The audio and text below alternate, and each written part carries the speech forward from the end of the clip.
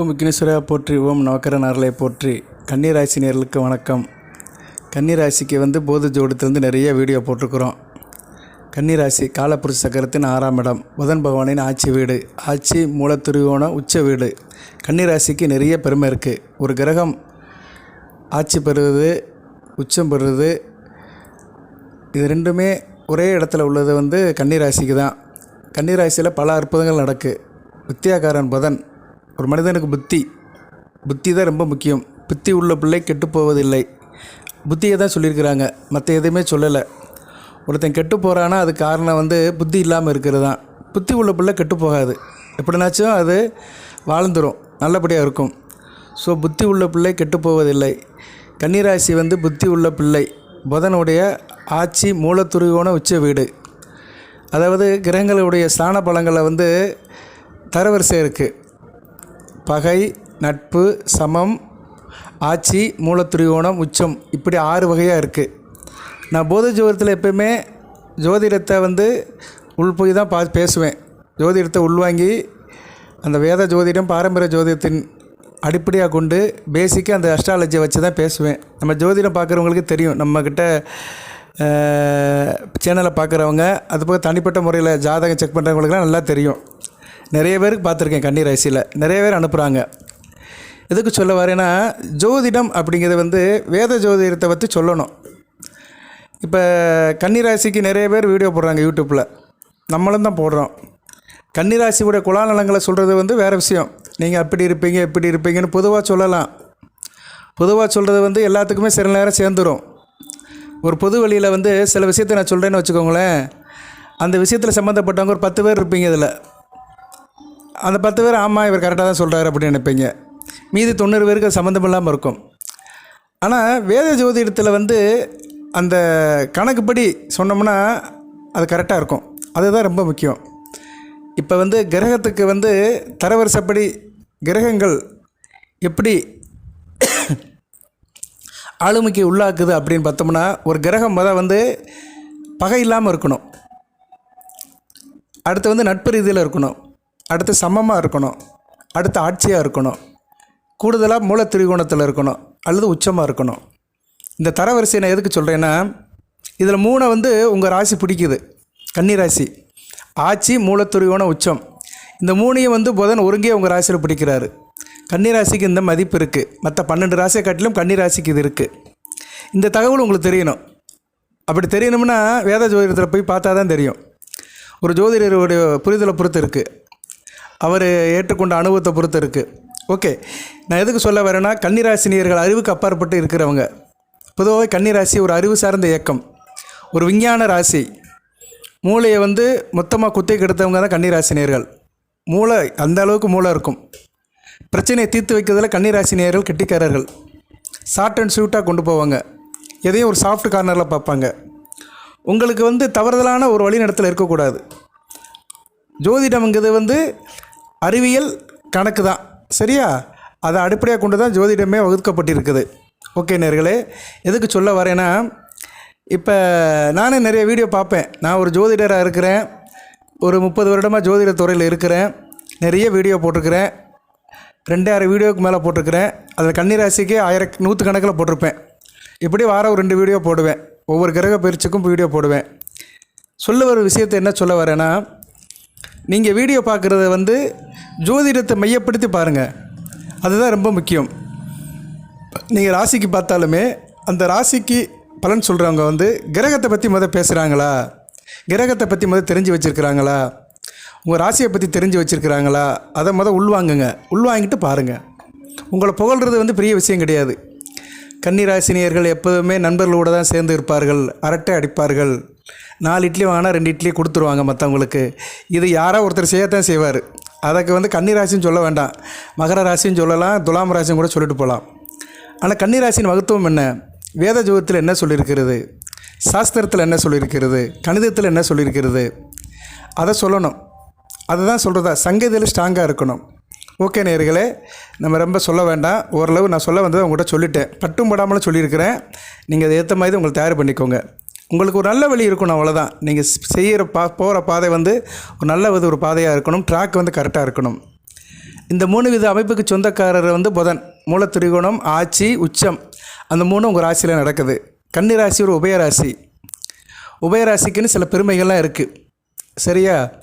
உபயராசி உங்கள் ராசியில் வந்து சுக்கிரன் வந்து நீசமடைவார். சுக்கிரன் ஒரு இயற்கை சுபர். அவர் நீசம் அடைஞ்சாலுமே ஸ்தான பலம் பெறுவார். ஒரு கிரகம் நீசம் அடைஞ்சு ஸ்தான பலம் பெறுகிறது வந்து 2 கிரகங்கள் தான், செவ்வாயும் சுக்கிரனும் தான். செவ்வாய் வந்து கடகத்தில் நீசம் அடைஞ்சு ஸ்தான பலம் பெறுவார். சுக்கிரன் வந்து கன்னியில் நீசம் அடைஞ்சு ஸ்தான பலம் பெறுவார். மற்ற கிரகங்கள்லாம் நீசம் அடைஞ்சிச்சுன்னா அந்த வீட்டில் வந்து பகைமை பெறும். சரியா? எதிரி வீட்டில் தான் போய் உட்காரும். இப்போ சனி பகவான் நீசம் அடைஞ்சாருன்னா மேசம், செவ்வாய் எதிரி வீடு. குரு வந்து சனி பகவான் வீட்டில் அடைவார், மகரத்தில் எதிரி வீடு. சூரியன் வந்து துலாமல் அடைவார், எதிரி வீடு. ஸோ அந்த இது கன்னிராசி கிடையாது. கன்னிராசினுடைய பெருமைகள் இதெல்லாம் வேத ஜோதிடத்தில், இதை யாராலும் மறுக்க முடியாது. கன்னிராசி வந்து உச்சமடைவதிலும் ஒரு பெருமை இருக்குது. அங்கே ஒரு கிரகம் நீசம் அடைஞ்சாலுமே அது ஸ்தான பலம் பெறும். கன்னி சுக்கிரன் கன்னியில். அதுபோல் கன்னியில் சுக்கிரன் நீசம் அடைஞ்சாலுமே பரிவர்த்தனை யோகத்தில் தான் மேக்ஸிமம் நீசம் அடைவார். 100% அப்படி தான் இருக்கும். இப்போ கன்னிராசியில் சுக்கிரன் நீசம் அடைஞ்சாலுமே அடுத்த வீட்டில் புதன் இருப்பார், துலாமில் இருப்பார். அப்போ பரிவர்த்தனை யோகம் வந்துடும். இல்லைன்னா வந்து சூரியன் வந்து சிம்மத்தில் இருப்பார், புதன் வந்து கன்னியிலே இருப்பார். அப்போனா நீசபங்க ராஜயோகம் ஆயிரும். ஸோ எப்படி இருந்தாலுமே சுக்கிரன் வந்து கன்னியில் நீசமானாலுமே அந்த ஜாதகருக்கு வந்து பெரிய கட்டுப்பலங்களை கொடுக்க மாட்டார். கொடுக்க முடியாத அளவுக்கு புதன் சப்போர்ட் பண்ணுவார். இன்னும் ஒரு துலாமல பரிவர்த்தனை யோகத்தில் இருப்பார். இல்லைன்னா சூரியன் கூட சேர்ந்து வர்க்கோத்தமாக இருப்பார். அவர்கிட்ட பரிவர்த்தனை ஆகி ராசியிலே உச்சம் அடைஞ்சிருப்பார். ஸோ இப்படி ஏதோ ஒரு ஆப்ஷனில் வந்து ராசியை காப்பாற்றி விட்டுருவார். யார்? புதன். ராசியை காப்பாற்றும் போது அங்கே நீசம் அடைஞ்ச சுக்கிரனும் நல்ல நிலைமைக்கு வந்துடுவார். ஸோ இப்படி பல அற்புத செயல்கள் நடக்கிற இடம் தான் கன்னிராசி. அந்த கன்னிராசியில் பிறக்கிறதுக்கு வந்து மாதவம் பண்ணணும். காலபுருஷ சக்கத்தின் 6ஆம் இடம். 6ஆம் இடங்கிறது அசுபஸ்தானம் தான் சொல்லுவாங்க. ஆனால் 6 தான் வந்து அளப்பரிய யோகத்தை கொடுக்கும். 6ஆ பெருகும்பாங்க. ஒரு விஷயத்தை வாழ்த்தும் போது என்ன சொல்லுவாங்க? 6ஆ பெருகட்டும் அப்படிம்பாங்க. 6ஆ பெருகணும்னா என்ன? நல்லா நீடித்து ஓடட்டும், வற்றாத ஜீவநதியாக இருக்கட்டும். மலையில் உதயமாகி கடலில் சேர்கிற ஒன்று தான் 6. அந்த 6ஆம் நம்பருக்கு உரிய இடம் தான் கன்னிராசி. சரியா? இது ஒரு நிலராசி. கன்னிராசி நிலத்தை குறிக்கிற ராசி, உபயராசி, அறிவு சார்ந்த ராசி. புதனுடைய ஆட்சி வீடு. சுக்கிரனும் அங்கே நீசமானாலுமே சம்மந்தப்படுறாரு. இப்படி பழைய அற்புதங்களுக்கு சொந்த அமைப்பு ராசி கன்னிராசி. மீன ராசிக்கு வந்து எதிர் ராசி. மிதுன ராசிக்கு கேந்திர ராசி, தனுசு ராசிக்கு கேந்திர ராசி. ரிஷப ராசிக்கு வந்து கோணத்தில் வரும், கும்பத்துக்கும் கோணத்தில் வரும், மகரத்துக்கும் கோணத்தில் வரும். ஸோ மகரம், ரிஷபம், மிதுனம், மீனம், தனுசு இந்த ராசிக்கெல்லாம் ரிலேட்டடாக உள்ள ராசி. கேந்திர கோணத்தில் வர்ற ராசி நல்ல ராசி. தனுசு மகரம்லாம் நல்ல ராசிகள். அதுமாதிரி மீனம், மிதுனம் நல்ல ராசி. ரிஷபத்துக்கும் நல்ல ராசி தான். ஸோ எதுக்கு சொல்ல வரேன்னா கன்னிராசிக்கு அவ்வளோ பெருமை இருக்குது. சரி சார், இந்த வீடியோ பற்றி எதுக்கு சார் போட்டிங்க? கன்னிராசியை பற்றி பெருமை பேசுகிறதுக்கா? அதுவும் இல்லை. இப்போ வந்து கிரக நிலை எப்படி இருக்குது, இப்போ உள்ள பலன்கள் எப்படி இருக்குது, அதை பற்றி தான் உங்களுக்கு நான் சொல்ல போகிறேன். அதுக்கு முன்னாடி கன்னிராசியோட பண்புகளையும் சொல்கிறேன். சில குணாதிசயங்களையும் சொல்லிவிட்டு உங்களுக்கு நான் வந்து பலனுக்குள்ளே போகிறேன். பலன்கள் நிறைய சொல்லியிருக்கிறேன். கிரக பயிற்சிகளை பற்றி நிறைய வீடியோ போட்டிருக்கிறேன். ஒவ்வொரு கிரகம் பயிற்சி ஆகும்போதுமே பலன்கள் போடுவேன். ஆனால் நான் பலன் சொல்லும்போது எந்த கிரகம் மெஜாரிட்டியாக இருக்கோ அதை சார்ந்தான் சொல்வேன். அதுதான் முக்கியம். எல்லா கிரகங்களும் பயிற்சி ஆகும். மாதம் 4 கிரகங்கள் பயிற்சி ஆகுது. சூரியன், புதன், சுக்கிரன், செவ்வாய் 1.5 மாதத்துக்கு ஒரு தடவை பயிற்சி ஆவார்.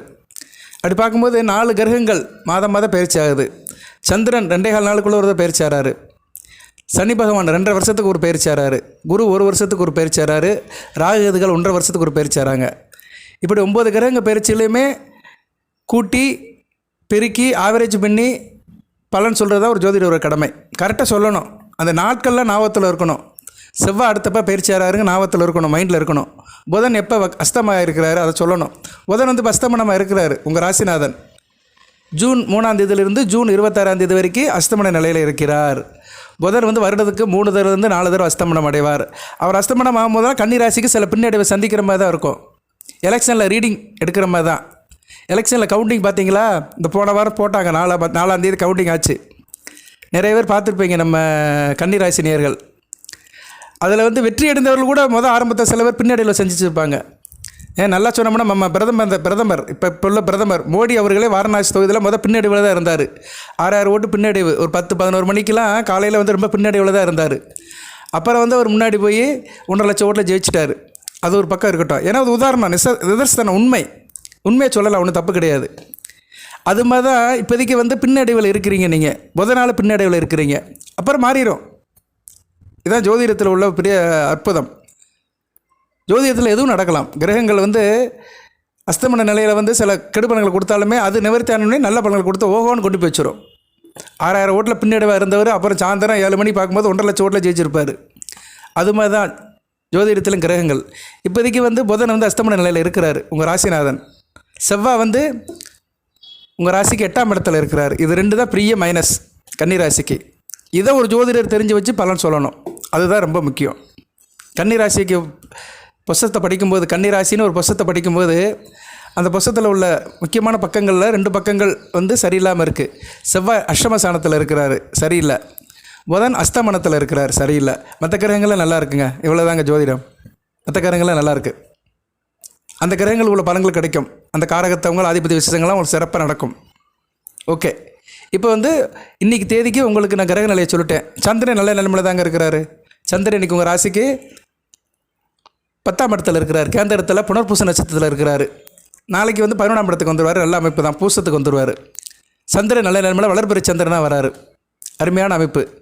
இந்த வருடம் ஆணி பௌர்ணமி வந்து உங்கள் ராசிக்கு 4ஆம் இடத்துல தான் நடக்கும். அருமையான அமைப்பு, கேந்திரத்தில் நடக்குது. ஸோ சந்திரன் அருமையாக இருக்கிறார்.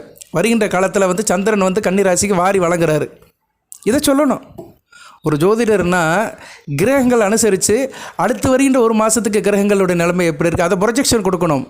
ஜோதிடரோட கடமை என்னென்னா, அவன் தொழில் என்னென்னா 2 மாத காலத்துக்கு கிரகங்கள் எப்படி இருக்குன்னு ஃபிங்கர் டிப்பில் வச்சுருக்கணும், விரல் நுனியில் வச்சுருக்கணும்.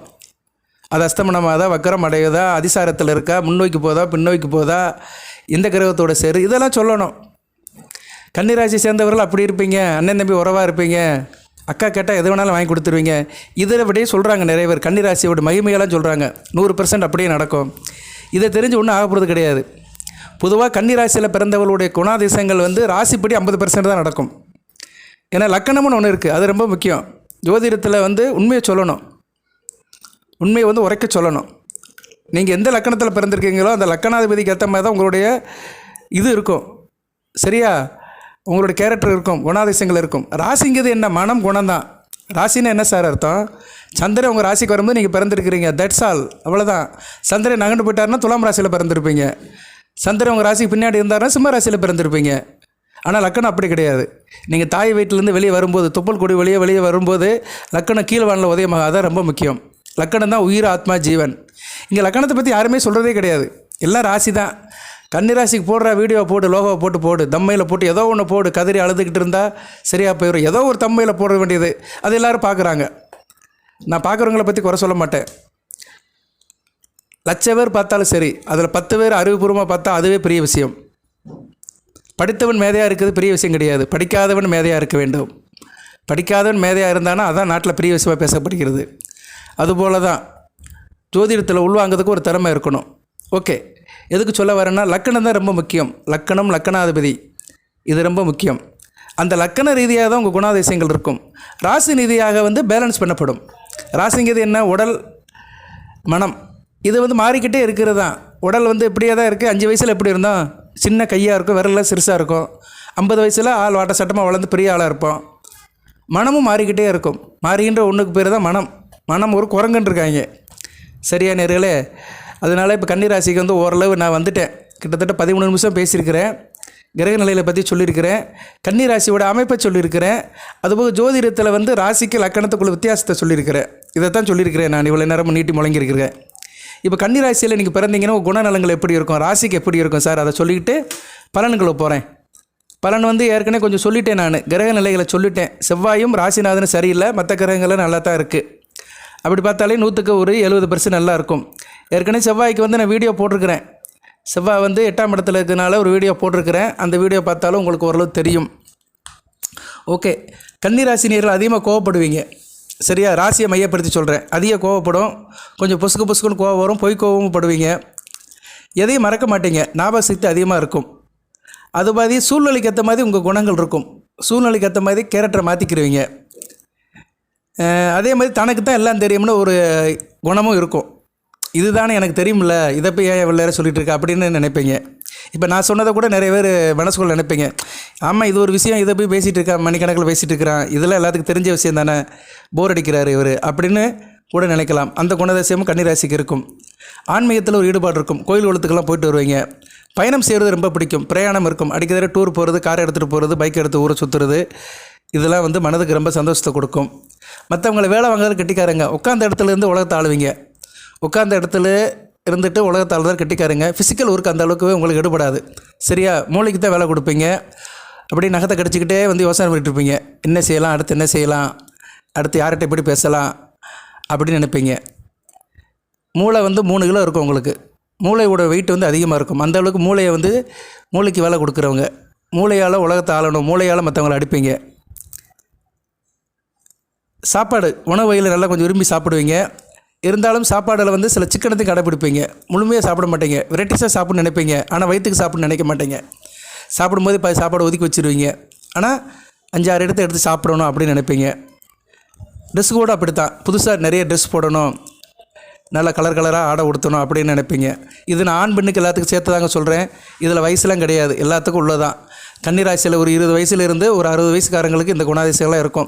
சில விஷயத்துக்கு ஏற்ற மாதிரி அதோடைய பலன்கள் முன்ன பின்ன இருக்கும். சரியா? இப்போ ஆடை அலங்காரத்தை பற்றி பேசணும்னா ஒரு 40 வயசு வரைக்கும் தான் ஒரு ஆணா பெண்ணாக நல்லா கொஞ்சம் ட்ரெஸ் கோட்லாம் போடுவாங்க. அதுக்கு பிறகு அவங்களுக்கு வந்து கமிட்மெண்ட் வந்துடும் வாழ்க்கையில். பிள்ளைகள், படிப்பு, பிள்ளைகளோட திருமணம் வர்றதுனால அதில் கொஞ்சம் குறைச்சிக்கிடுவாங்க. ஆர்வம் குறைஞ்சி போய்க்கிறோம். அதுக்கேற்ற மாதிரி தன்னை மாற்றிக்கிடுவாங்க. கொஞ்சம் வயசில் இருக்கிறவங்க நல்லா இருப்பாங்க. சரியா? அப்படி தான் எடுத்துக்கணும். ஒருத்தர் போட்டார் 70 வயசுக்காரங்களுக்கு பலன் சொல்ல மாட்டேங்கிறீங்களேன்னு. அப்படிலாம் பலன் சொல்ல முடியாதுங்க கோச்சாரத்தில். நிறைய பேர் சும்மா சொல்கிறாங்க, அதெல்லாம் வந்து சாத்தியப்படாது. உங்களை சந்தோஷப்படுறதுக்கு வேணால் சொல்லலாம், 70 வயசில் நீங்கள் இப்படி இருப்பீங்க அப்படின்னு சொல்லலாம். அதுக்கு முகாந்திரம் இருக்கா, ஆதாரம் இருக்குன்னா இல்லை. கோச்சார பலன்களை வந்து வயதெல்லாம் பிரித்து பேச முடியாது. கிரகங்களை வேணால் வச்சு வயசை பேசலாம். அதுக்கு வேணால் ஒரு தனியாக வீடியோ போடுறேன். ஒவ்வொரு கிரகங்களும் ஒவ்வொரு வயசில் ஆளுமைப்படுத்தும். அதோடைய ஆதிக்கம் இருக்கும். அந்த ஆதிக்கத்துக்கு ஏற்ற மாதிரி சில கேரக்டர் இருக்கும். அதை வேணால் சொல்லலாம். எதையுமே சொன்னாலுமே புள்ளி உரத்தோட ஆதாரத்தோடு தான் சொல்லணும். வாய் புளிச்சதோ மாங்காய் புளிச்சதோன்னு பேசக்கூடாது. ஓகே. அது மாதிரி பேச்சில் வந்து எல்லாத்தையும் கவர்ந்து விடுவீங்க. பேச்சை பற்றி பேசினா பேச்சு தான் வருது. பேச்சில் வந்து எல்லாத்தையும் கவர்ந்துருவீங்க. கன்னிராசினியர்கள் பேசியே எல்லாத்தையும் கரெக்ட் பண்ணிடுவீங்க. மற்றவங்க எதுவும் தவறு பண்ணாங்கன்னா அந்த தவறு மற்றவங்க திருத்தணும் அப்படின்னு நினைப்பீங்க. மற்றவங்க செய்யும் தவறுகளை திருத்தி அவங்க வந்து திருந்தி வாழணும் அப்படின்னு நினைப்பீங்க. தன்னை போல் மற்றவங்களை இருக்கணும்னு நினைப்பீங்க. இது நாட்டில் ரொம்ப நடக்காது. நம்மளை மாதிரி மற்றவங்க இருக்க மாட்டாங்க. சரியா? அப்படி இருந்துச்சுன்னா உலகம் மாறிடும். அதை நீங்கள் நினைப்பீங்க. அதேபோது உங்கள் பேச்சில் ஒரு நையாண்டி இருக்கும், கேலி கிண்டல் இருக்கும், நக்கல் இருக்கும். இதெல்லாம் வந்து கன்னிராசிக்கு கைவந்த கலை. எப்போதும் சிரித்த முகத்தோடு இருப்பீர்கள். யாரையும் டிஸ்டர்ப் பண்ண மாட்டீங்க. தான் உண்டு தான் வேலை உண்டு இருப்பீங்க. உங்களால் மற்றவங்க வந்து துன்புறுத்தப்பட மாட்டார்கள். நான் வந்து கன்னிராசினர்னால நாங்கள் வந்து கஷ்டப்பட்டேன்னு யாரும் சொல்ல மாட்டாங்க. அந்த அளவுக்கு இருக்கும். மேக்ஸிமம் அந்த அளவுக்கு இருக்கும். அதுபோல் உங்களை யாரும் ஈஸியாக ஏமாற்ற முடியாது. உங்களுக்கு தெரியும். அப்படியே நீங்கள் சரின்னு போகிறீங்கன்னா விட்டு கொடுத்து போகிறீங்கன்னு அர்த்தம். உங்களை யாரும் ஏமாற்ற முடியாது.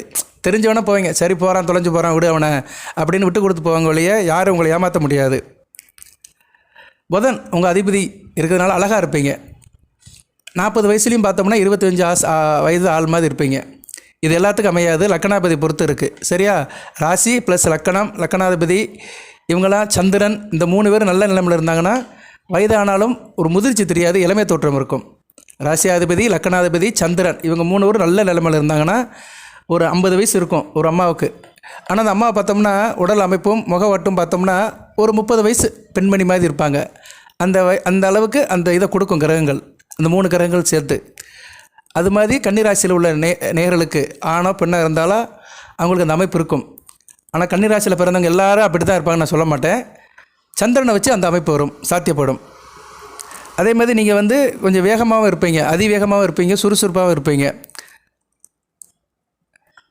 வாழ்க்கையில் சுகமாக வாழணும், எல்லா சௌகரியமும் எனக்கு வேணும் அப்படின்னு நினைப்பீங்க. மற்றவங்கக்கிட்ட அன்பாகவும் இருப்பீங்க, மரியாதையும் நடந்துக்கிடுவீங்க. அதுமாதிரி திட்டமிடுதல் உங்களுக்கு ரொம்ப பிடிக்கும். எந்த ஒரு காரியத்தையும் பிளான் பண்ணி செய்வீங்க. பிளான் பண்ணி திட்டம் போட்டு கரெக்டாக செய்யணும்னு நினைப்பீங்க. அதில் சக்ஸஸ் ஆவீங்க. நிதானம் இருக்குங்க, அதான் பெரிய விஷயங்க. தானத்திலே சிறந்த நிதானம். கன்னிராசினியர்கள் ரொம்ப நிதானமாக இருப்பீங்க. நான் கூட அந்த வீடியோ இன்றைக்கி மெதுவாக தான் பேசுகிறேன். ஏன்னா சில நேரம் படப்படன்னு பேசுவேன், எனக்கே ஒரு மாதிரியாக இருக்கும். வீடியோ இப்போ போட்டுட்டு நானே கேட்டு பார்ப்பேன். நேரம் ஃபீல் பண்ணுவேன், ஏன்டா இப்படி ட்ரெயினுக்கு ஓடுற மாதிரி பேசுகிறோம். சில பேர் ட்ரெயினை பிடிக்கிறதுக்காக ஓடுவாங்க, அரைங்குறையமாக எடுத்துகிட்டு ஓடுவாங்க. அது மாதிரி ஏன் வீடியோ போடுறோன்னு நினைப்பேன்.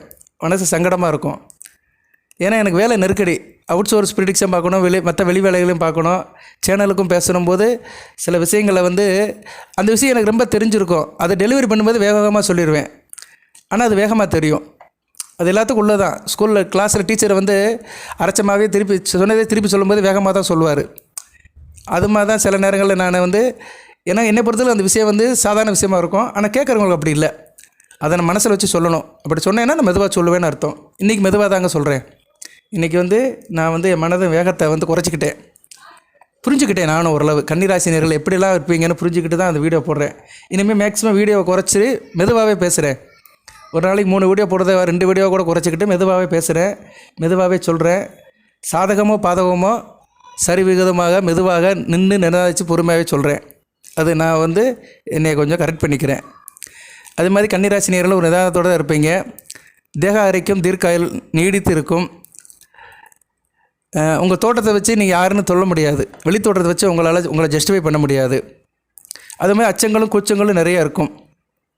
சரி, உங்களுக்கு அதிர்ஷ்ட எண்கள் அப்படின்னு பார்த்துக்கிட்டோம்னா பொதுவாகவே நியூமராலஜி படி பார்த்துட்டோம்னா 4ஆம் நம்பரு, 5ஆம் நம்பரு, 6ஆம் நம்பரு, 7ஆம் நம்பரு, 8ஆம் நம்பரு. இந்த நம்பர் வந்து உங்களுக்கு சூட் ஆகும். ராகு, புதன், சுக்கிரன், கேது, சனி இவங்களுடைய சகவாசம் வந்து உங்களுக்கு ரொம்ப ரிலேட்டடாக இருக்கும். ராகு பகவானும் புதன் பகவானும் சுக்கிர பகவானும் கேது பகவானும் சனி பகவானும் கன்னிராசிக்கு வந்து நல்ல லாபத்தை அதிர்ஷ்டத்தை கொடுக்குற கிரகங்கள். 4, 5, 6, 7, 8. அதிர்ஷ்ட நிறம் பச்சை, நீலம். பச்சை வந்து உங்கள் ராசிநாதன் புதன், நீலம் வந்து சனி பகவான் உங்கள் ராசிக்கு வந்து ராஜயோகாதிபதி. ஓகேவா? எல்லாம் ரிலேட்டடாக தான் வரணும். அதிர்ஷ்டக்கிழமை புதன்கிழமை, சனிக்கிழமை. அதிர்ஷ்டக்கல் மரகத பச்சை, அது வந்து புதனுக்கு உள்ளதான் மரகத பச்சை. மரகத பச்சையிலே சிவன்லிங்கம் இருக்குது. மரகத பச்சையில் சிவன்லிங்கம் வந்து ரொம்ப பிரசித்தி பெற்றது. மரகத பச்சை சிவன் வந்து இருக்கிற நிறைய ஊரில் இருக்குது. புகழ்பெற்ற ஒரு ஊர், அதையும் சொல்லிடுறேன். உத்தரகோசமங்கை இருக்குது. இங்கே ராமநாதபுரம் மாவட்டத்தில் முன்னாடியே இருக்குது உத்தரகோசமங்கை. அங்கே வந்து சிவபெருமான் வந்து மரகத பச்சையில் தான் இருக்கிறாரு. சிவபெருமான் சிலையே இருக்குது, ஒரு 7 அடி உயரத்துக்கு, தனி சன்னதி. ஆருத்ரா நட்சத்திரத்து அன்றைக்கி தான் அங்கே வந்து பூஜை நடக்கும். ஒரு நேரம் பூஜை தான் நடக்கும். மற்ற நாள்லாம் கோயில் அடைச்சிருவாங்க. மார்கழி மாதம் ஒரு திருவாரூர் நட்சத்திரத்து அன்றைக்கி தான் அந்த நட திறக்கும். அன்றைக்கி தான் அவருக்கு வந்து விடிய பூஜை நடக்கும். சந்தன காப்பு போட்டு நடராஜ பெருமானை, அந்த ஊர் தாண்டவ மூர்த்தியை, பொன்னம்பல கூத்தனை அடைச்சிருவாங்க. சந்தன காப்போடு தான் இருப்பார். ஒரு வருஷத்துக்கு சந்தன காப்போடு தான் இருப்பார். ஏன்னா அந்த ராமநாத பகுதி வந்து கடலால் சூழப்பட்டது. கடல் காற்று வந்து அந்த கல்லை அரைச்சிடக்கூடாது, மரகத பச்சை அரைச்சிடக்கூடாதுன்னு சந்தன காப்பில் இருப்பார். எதுக்கு சொல்ல வரேன்னா, மரகத பச்சைக்கும் புதனுக்கும் ஒரு சம்பந்தம் இருக்குது. புதனுக்கும் சிவபெருமானுக்கும் சம்பந்தம் இருக்குது. புதன் உங்கள் ராசிநாதன் புதன் வந்து சிவனால் உருவாக்கப்பட்டவர் தான். ஏன்னா புதன் வந்து சந்திரனுக்கு அன்னவிசிலாக பிறந்தவர். சந்திரனுக்கும் குருவின் மனைவி தாரைக்கும் அன்னவிசிலாக பிறந்தவர். ஒரு கள்ளத்தொடர்பில் பிறந்தவர். அதனால் அவர் வந்து என்ன பண்ணார்னா, ஒதுக்கி வைக்கப்பட்டு ரொம்ப ஒரு இதாக இருந்தார். தாயில்லா குழந்தையாக இருந்தார். அதாவது எப்படி சொல்லுவாங்க, மாற்றான் தாய் மனப்பான்மையோடு அவர் பார்த்துட்டு எல்லாருமே அவர் ஒதுக்கி வச்சுருந்தாங்க. இவன் பிறப்பே சரியில்லை, முறையாக பிறக்கலாம் அப்படின்ட்டு அவரை ஒதுக்கி வச்சுருந்தாங்க. அப்பேற்பட்ட புதன் வந்து மதுரை சுக்கநாத பெருமானை நினச்சி வருத்தப்பட்டு தவம் இருந்து சுக்கநாத பெருமானால் தான் அவருக்கு வந்து விமோச்சனம் கிடச்சி நவக்கிரகங்கள் ஒன்றா ஆனார். புதன் வித்தியாகாரனாக ஆனார். அதனால தான் புதனுக்கு உள்ள திருத்தலம் வந்து திருவெண்காடு இருந்தாலுமே மதுரை மீனாட்சி அம்மன் கோயில் ஒரு முக்கியமான ஸ்தலம். சொக்கநாத பெருமானை கும்பிட்டோம்னா புதனுடைய தோஷம் நிவர்த்தி ஆகும். அதனால் கன்னிராசினியர்கள் வந்து மீனாட்சி அம்மன் கோயிலுக்கு வந்து போகிறது நல்லது. அந்த மீனாட்சி சுந்தரேஸ்வரர் சுக்கநாத பெருமானை கும்பிட்றது ரொம்ப சால திறந்தது. இந்த மரகத பச்சைன்னு ஒரு சப்ஜெக்ட் எடுத்ததுனால தான் அந்த உத்தரகோசம் அங்கேயே சொன்னேன். அங்கேயும் போயிட்டு வரலாம். அங்கேயும் வந்து சிவன் தான் இருக்கிறாரு. சரியா நேர்களே? இப்படியும் இருக்குது. சரி, ஓகே. நம்ம ஜோதிடத்திலேருந்து ஆன்மீகத்துக்கு வந்துட்டோம். சில நேரங்களை தவிர்க்க முடியாது. ஓகே. அதிர்ஷ்ட தெய்வம் விஷ்ணு. ஏன்னா பெருமாளுடைய அம்சம்தான் புதன். புதனாலே விஷ்ணு தான், மகாவிஷ்ணுவோட அம்சம்தான். சிவனுடைய பகுதி ஒரு பாதியாக இருந்தாலும், சிவனால் அவர் வந்து ஆளாக்கப்பட்டவர் உருவாக்கப்பட்டவர் இருந்தாலுமே புதன் வந்து விஷ்ணுவோட அம்சம்தான். புதனாலே மகாவிஷ்ணு தான். அவருடைய புனைப்பெயர்கள் நிறையா இருக்குது. கணக்கன், தூதுவன், தேர்ப்பாகன், பச்சைமால், சௌமியன், அறிவன், புந்தி இப்படின்னு நிறைய பேர் இருக்குது. எல்லாமே புதனுக்கு உள்ள நாமங்கள். ஓகே நேர்களே, உத்திரம் 2ஆம் பாதம் 3ஆம் பாதத்தில் பிறந்திருந்தீங்கன்னா உங்கள் பேர் வந்து டோ பா பி அப்படின்னு வரலாம். சரியா? அடுத்த அஸ்தத்தில் பிறந்தீங்கன்னா உங்கள் பேர் இப்படி இருக்கணும். இனிமேலாம் பேரை மாற்ற முடியாது. அட்லீஸ்ட் உங்கள் குழந்தைங்க பிறந்துச்சுன்னா அந்த பேரில் வைங்க. இது எல்லாத்துக்கும் தெரிஞ்சது தான், இருந்தாலும் அவர் 2 பேரையும் சொல்லிட்டு போயிடுறேன். பூ சே நா டா. சித்திரை பாதம் 1 2 பிறந்தவங்க பே போ ரா ரி இதில் வச்சிங்கன்னா நல்லபடியாக இருக்கும். ஓகே நேயர்களே, இப்போ வந்து கன்னி ராசியை பிறந்தவங்களுக்கு ஓரளவு வேத ஜோதிடத்துப்படி ஒரு 25 நிமிஷம் சொல்லியிருக்கிறேன் நான். சரி சார், இப்போ பலன்கள் எப்படி சார் இருக்குது அப்படின்னு பார்த்தோம்னா, இப்போ இன்றைக்கி தேதி வந்து 9/6/2024 பலனை வந்து உங்களுக்கு நான் சொல்கிறேன். இந்த பலன்கள் வந்து உங்களுக்கு வந்து ஒரு 10 நாளைக்கு இருக்கும். சரியா? ஒரு வந்து 10 நாள் கணக்கு வச்சுக்கோங்க. இன்றைக்கி வந்து வைகாசி 27 ஆனி மாதத்துலேருந்து உங்களுக்கு மிக அருமையாக இருக்குது. ஏன்னா ஆனி மாதம் வந்து உங்கள் ராசிக்கு பாக்கியஸ்தானம் வலுப்படுது. சூரியன் புதன் சுக்கிரன் வந்து 9ஆம் இடத்துக்கு போகிறாங்க. அதுக்கடுத்து 10ஆம் இடத்துக்கு சூரியன் வந்துடுவார், திக்பலம் அடைவார், 11ஆம் இடம் ஆட்சி பெறுவார். புதனும் சுக்கிரன் நல்ல நிலைமைக்கு தான் வராங்க. ஜூலை 16ஆம் தேதிக்கு மேலே சுக்கிரன் வந்து அஸ்தமன நிலையிலேருந்து வெளியே வர்றது வந்து நல்ல அமைப்பு தான். ஸோ உங்களுக்கு வந்து ஜூலைக்கு மேலே நல்ல ஒரு ராஜயோகம் காத்திருக்கு. அதுபோக உங்கள் ராசிநாதன் புதனும் இப்போ அஸ்தமன நிலையில் தான் இருக்கிறாரு. அவர் வந்து தன்னுடைய சுய வீட்டுக்கு புதன் மிதுனத்துக்கு வந்தாலுமே எப்போ வராரு? 14ஆம் தேதி வராரு. ஜூன் 14ஆம் தேதி மிதுனத்துக்கு வந்துடுவார். ரிஷபத்துலேருந்து மிதுனத்துக்கு வந்துடுவார். வந்தாலுமே அவர் அஸ்தமன நிலையில் தான் இருக்கிறாரு. சூரியனுக்கு முன்பின் 10 டிகிரிக்குள்ளே அவர் வரும்போது அஸ்தமனம் அடைவார். இதனால் நீங்கள் அக்கௌண்ட்ஸில் கொஞ்சம் கவனமாக இருக்கணும். படிக்கிற மாணவர்கள் கொஞ்சம் கவனமாக இருக்கணும். தொழில் பண்ணுறவங்க கொஞ்சம் கவனமாக இருக்கணும். தொழில் சம்மந்தப்பட்ட டாக்குமெண்டேஷன், ரெக்கார்டு, சிஸ்டர் ரிலேட்டடாக உள்ள வேலைகள், ஃபைல்ஸு இதிலெல்லாம் கவனமாக இருக்கணும். மற்றவங்களுக்கு வந்து ஜாமீன் கையெழுத்து போடும்போது கவனமாக இருக்கணும். சில விஷயங்களை ரெஜிஸ்ட்ரேஷன் பண்ணுறது, புதுசாக பத்திரப்பதிவு பண்ணுறதுல கொஞ்சம் கவனமாக இருக்கணும். இதெல்லாம் ராசிக்கு இருக்குது. அதுபோல் ஜாதக தசா புத்தி அதை நீங்கள் செக் பண்ணிக்கணும். ரைட்டு. பலன்கள் அப்படின்னு பார்த்தோம்னா அடுத்து வருகின்ற காலங்கள் உங்களுக்கு வசந்தமாக தான் இருக்குது. நல்ல ஒரு இதாக தான் இருக்குது. சரியா? செவ்வாயை தவிர மற்ற எல்லாமே சிறப்பாக இருக்குது. புதன் வந்து கொஞ்சம் நியூட்ரலாக இருக்கிறாரு. வளர்ச்சி தொடர்ச்சியாகும். அதுனா வளர்ச்சியான பணிகள்லாம் உங்களுக்கு நல்லபடியாக நடக்கும். வேலை பார்க்குற இடத்துல உத்தியோகத்தில் உங்கள் திறமை எல்லோரும் பாராட்டுவாங்க. மேலதிகாரியோட பாராட்டு கிடைக்கும். பதவி ஊதிய உயர்வு உங்கள் மனம் போல் கிடைக்கும். புதிய பணிக்கான வாய்ப்பு கைகூடும். குடும்பத்தில் ஒரு சந்தோஷம் இருக்கும். இல்லத்தில் ஒரு இனிமை இருக்கும். இனிமையாக இருந்தாலும் எளிமையாக இருப்பீங்க. எளிமை எல்லாம் கலந்து இருக்கும். ஷார்ட் அண்ட் ஸ்வீட்டாக இருப்பீங்க. மனைவியோட ஆலோசனை கேளுங்க. இந்த வீடியோ கேட்குற பெண் நேயர்னா கணவனோட ஆலோசனை கேளுங்க. ஆண் நேயர்னா மனைவியோட ஆலோசனை கேளுங்க. ஒருத்தருக்கு ஒருத்தர் மியூச்சுவல் அண்டர்ஸ்டாண்டிங்கோடு இருங்க.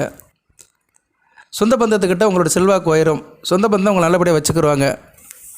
பிள்ளைகளால் நல்ல ஒரு ஏற்றம் இருக்கும். பிள்ளைகளை பற்றி உங்களுடைய கவலைகள் மறையும். பிள்ளைகள் நல்லபடியாக இருப்பாங்க. பிள்ளைகளோட படிப்பு, திருமணம், உத்தியோகம் வயதுக்கு ஏற்ற மாதிரி நல்லபடியாக இருக்கும். நீங்கள் செய்யும் தொழில் வியாபாரம் வந்து ஒரு வளர்ச்சி பாதையில் நல்லபடியாக போகும். அதனால் மனசுக்கு ஒரு சந்தோஷம் இருக்கும். அரசியல்வாதிகள், அரசாங்கத்தில் இருக்கிறவங்களுக்கு, அரசு சம்மந்தப்பட்டவர்களுக்கு புதிய பொறுப்பு, பதவியெல்லாம் வர்றதுக்கு வாய்ப்பு இருக்குது. அது நல்லபடியாக கடைப்பிடிங்க, நல்லபடியாக வச்சுக்கோங்க. மற்றவங்கள்ட்ட பேசும்போது நிதானமாக பேசுங்க. ஏன்னா 2ஆம் இடத்தை செவ்வாய் பார்க்குறாரு. செவ்வாய் வந்து 7ஆம் பார்வை வேலை பார்க்குறதுனால மற்றவங்கள்ட்ட பேசும்போது நிதானமாக பேசுங்க, பதட்டப்படாதீங்க. மாணவர்கள், ஆரம்ப கல்வி படிக்கிற மாணவர்களுக்கு நாளை முதல் ஸ்கூல் ஆரம்பிப்பாங்கன்னு நினைக்கிறேன். அதனால் ஆரம்ப கல்வி படிக்கிற மாணவர்கள் சிறப்பாக இருங்க. உயர்கல்வி படிக்கிற மாணவர்களுக்கு எந்த பிரச்சனையும் இல்லை, நல்லா இருக்குது. ஏன்னா நாளுக்கு உடையவன் வந்து நாளுக்கு 9ஆம் இடத்துல இருக்கிறாரு. யார்? புதன், குரு. நல்ல அமைப்பு தான். உயர்கல்வி நல்லா இருக்குது. ஆரம்ப கல்வி படிக்கிற மாணவர்கள் கொஞ்சம் கவனமாக இருக்கணும். ஏன்னா 2ஆம் இடத்துக்கு செவ்வாய் பார்வை இருக்குது. அதுபோல் 2 கூடிய சுக்கிரனும் அஸ்தமன நிலையில் இருக்கிறாரு ஜூலை 16 வரைக்கும். அதனால் ஆரம்ப கல்வி படிக்கிற மாணவர்கள் கொஞ்சம் கவனமாக இருக்கணும். இப்போ எடுத்தோடனே ஸ்கூலில் போனவொடனே உடனே படித்த போர்ஷன் ஆரம்பித்து சிலபஸை வந்து உங்கள் நடத்தி எக்ஸாம் வைக்க போகிறது கிடையாது. இருந்தாலும் நீங்கள் அதுக்கு தயாராக இருக்கணும். ஆரம்ப கல்வி படிக்கிற மாணவர்கள் +2 வரைக்கும் போகிறவங்க வந்து கரெக்டாக ஸ்கூலுக்கு போகணும். லக்கேஜெல்லாம் எடுத்துகிட்டு போகணும். பாட புஸ்தகம் எடுத்துக்கணும். போர்ஷனை கவர் பண்ணணும். புஸ்தகங்களுக்கெல்லாம் பெயிண்டிங் போடணும். எது என்ன சிலபஸ் எல்லாமே டைம் டேபிளில் கரெக்டாக ஒட்டி வைக்கணும். இப்படி ஆரம்பக்கட்ட பணிகள்லாம் செய்யணும். ஸ்கூல் ரிவோவ் பண்ணும்போது என்னென்ன ஆரம்பக்கட்ட பணி, யூனிஃபார்ம் ட்ரெஸ்ஸை கரெக்டாக வைக்கணும். ஸ்கூல் பேக்கை கரெக்டாக வச்சுக்கணும். இது மாதிரி நிறைய இது வச்சுக்கணும். டியூஷனுக்கு போகிறதா டியூஷனுக்கு போகணும். வீட்டில் தாய் தப்பங்கிட்ட பேசணும். வெஹிக்கிளை கரெக்டாக வச்சுக்கணும். நீங்கள் சைக்கிளில் போனாலும் சரி, பஸ்ஸில் போனாலும் சரி, கேப்பில் போனாலும் சரி, அதில் கரெக்டாக கவனமாக இருக்கணும். ஒரு பையன் பள்ளிக்கூடத்துலேருந்து வீட்டிலேருந்து ஸ்கூலுக்கு போயிட்டு வீட்டுக்கு வர வரைக்கும் ரொம்ப கவனமாக இருக்கணும். அவனை சுற்றி நிறைய சம்பவங்கள் நடக்கும். சரியா? ஏதோ எனக்கு தெரிஞ்ச ஒரு 4-5 சொல்லியிருக்கிறேன். தெரியாது நிறையா இருக்குது. அதை அந்த வீடியோ கேட்குற தாய் தப்பனர்களை வந்து கரெக்டாக பண்ணிக்கணும். சரியா? பள்ளிக்கூடத்து மாணவர்கள், ஆரம்ப கல்வி படிக்கிற மாணவர்கள் கொஞ்சம் கவனமாக இருக்கணும். ஜூலை 17 வரைக்கும் கவனமாக இருக்கணும். ஓகே. மாணவர்கள் கவனச்சிதறில் இருக்கக்கூடாது. கலைத்துறை சேர்ந்தவர்களுக்கு நல்ல ஒரு வாய்ப்பு இருக்குங்க. சின்ன திரையாக இருந்தாலும் சரி, வெள்ளித்திரையாக இருந்தாலும் சரி, சிறப்பாக இருக்குது. நல்ல சின்சியராக வேலை செய்வீங்க. நல்ல ஒரு பெர்ஃபார்ம் பண்ணுவீங்க. நல்ல ஒரு வழி இருக்குது உங்களுக்கு, நல்வழி உங்களுக்கு வந்து தெரியும் கலைத்துறை சேர்ந்தவர்களுக்கு. அதுபோக வந்து உடம்பை பார்த்துக்கணும், சரியா? தேக ஆரோக்கியத்தை பார்த்துக்கோங்க. சில பேருக்கு தோல் பிரச்சனை, நரம்பு பிரச்சனை வர்றதுக்கு வாய்ப்பு இருக்குது. எல்லாத்துக்கும் இல்லை, வயதானவர்களுக்கு தான் ஒற்றை தலைவலி, வயிறு சம்மந்தப்பட்ட பிரச்சனைகள், அல்சர் சம்மந்தப்பட்ட பிரச்சனைகள் வர்றதுக்கு வாய்ப்பு இருக்குது. செவ்வாய் 8ஆம் இடத்துல இருந்தாலும் எல்லாத்தையும் கொடுப்பாரு, சரியா? அவர் வந்து அந்த வேலையெல்லாம் பண்ணுவார், கவனமாக இருக்கணும். வழிபாடு, குரு பகவானை கும்பிடுங்க. வாரந்தோறும் வியாழக்கிழமை சிவன் கோயில் போய்ட்டு வந்து தட்சிணாமூர்த்தியை கும்பிட்டு வந்தீங்கன்னா நல்லபடியாக இருக்கும். அதுபோக செவ்வாய் வந்து சிறப்பாக இல்லை. செவ்வாய் வந்து ராசிக்கு 8ஆம் இடத்துலேருந்து 8, 9, 10, 11ஆம் இடத்தை பார்க்குறாரு. மூத்த சகோதர விஷயத்தில் கவனமாக இருங்க. மூத்த சகோதரனுக்கும் உங்களுக்கும் எதனாச்சும் பிரச்சனை வரலாம் குடும்பத்தில். ஏன்னா செவ்வாய் சகோதரக்காரகன், மூத்த சகோதர ஸ்தானத்தை பார்க்குறதுனால கவனமாக இருக்கணும். சில பேருக்கு அகேஷனலாக 2ஆம் தாரம் இருக்கும், 2ஆம் தார விஷயத்துலையும் கவனமாக இருக்கணும். சில பிரச்சனைகள் குடும்பத்தில் வரலாம். அதுபோல் செவ்வாய் 2ஆம் இடத்தையும் 3ஆம் இடத்தையும் பார்க்குறாரு. கண்டிப்பாக சகோதர வழியில் பிரச்சனை இருக்கும், சரியா? அதனால் சகோதர வழியில் கவனமாக இருங்க. மூத்த சகோதரமாக இருந்தாலும் சரி, இளைய சகோதரம் இருந்தாலும் சரி, கவனமாக இருங்க. வாக்குலையும் கவனமாக இருங்க. தேவையில்லாமல் பேசாதீங்க. பணத்தை அதிகமாக செலவு பண்ணாதீங்க. பணத்தை செலவு பண்ணதுக்கு முன்னாடி யோசனை பண்ணுங்கள். யோசனை பண்ணி செலவு பண்ணிங்கன்னா நல்லபடியாக இருக்கும். ஓகே நேயர்களே, கன்னி ராசிக்கு கிட்டத்தட்ட 31 நிமிஷம் ஆயிடுச்சு. ஒரு பிரயோஜனமான வீடியோ போட்டிருக்கிறேன். ஜோதிடத்தை பற்றி சொல்லியிருக்கிறேன், கிரகங்களை பற்றி சொல்லியிருக்கிறேன், கன்னிராசி பெருமையும் சொல்லியிருக்கிறேன். கன்னிராசியில் இருக்கிறவங்க இப்படிலாம் இருப்பாங்க அதையும் சொல்லியிருக்கிறேன். இப்போ இருக்கிற பலன்களையும் சொல்லியிருக்கிறேன். ஒரு 10 நாளைக்கு இப்படித்தாயா போகணும் அப்படின்னு சொல்லியிருக்கிறேன். அதுபோக தினசரி பலன் போடுவேன். குரு பலம், சந்திர பலம், மற்ற பலன்கள், ராசி பலன்கள்லாம் சேர்ந்து ஒரு பலன் வீடியோ போடுறேன். அது வந்து அன்றாடம் நடக்கும் உங்களுக்கு. அது வந்து சந்திரனை மையப்படுத்தி நடக்கும். சந்திரனுடைய நட்சத்திர பயிற்சியை பொறுத்து, ஏன்னா சந்திரன் ஒவ்வொரு நாளும் ஒரு நட்சத்திரத்தில் இருப்பார். ஒவ்வொரு நாளும் நட்சத்திரத்துக்கு மாறும்போது 12 ராசிக்கும் பலன் மாறும், சரியா? அதை வச்சு சொல்கிறது தான் தினசரி பலன்கள். அந்த தினசரி பலன்களும் நான் வந்து கன்னிராசிக்கு சொல்கிறேன். உத்திரம், அஸ்தம், சித்திரை இந்த 3 நட்சத்திரத்துக்கு சொல்லுவேன். அந்த வீடியோவும் பாருங்கள். அதை வந்து அன்றாட பொழுதுக்கு போகும். அதை தான் சொல்லுவாங்க, நாள்கள் பார்த்தால் கோள்கள் ஒன்றும் செய்யாது அப்படிம்பாங்க. நாள் பார்த்து நடந்துட்டோம்னா எந்த கோளும் ஒன்றும் செய்யாது, நம்ம வந்து ஜாக்கிரதையாக இருந்துக்கலாம். ஸோ ஜோதிடத்தில் இப்படி பல வகை அமைப்பு இருக்குது. எல்லாத்தையும் நம்ம வந்து ஒரு சர்வே பண்ணி தான் பலன் சொல்ல முடியும். ஓகே நேயர்களே, வாழ்த்துக்கள். எல்லாம் வல்ல இறைவன் கன்னிராசி நேயர்களுக்கு சில சௌபாகியத்தையும் சில ஐஸ்வர்யத்தையும் சில நன்மையிலும் கொடுப்பார். அனைத்து வளங்களின் நலங்களை பற்றி தேக ஆரோக்கியத்துடன் தீர்க்காயலுடன் நீடோடி வாழ்க, நிறைந்த வளம் பெறுக. நன்றி.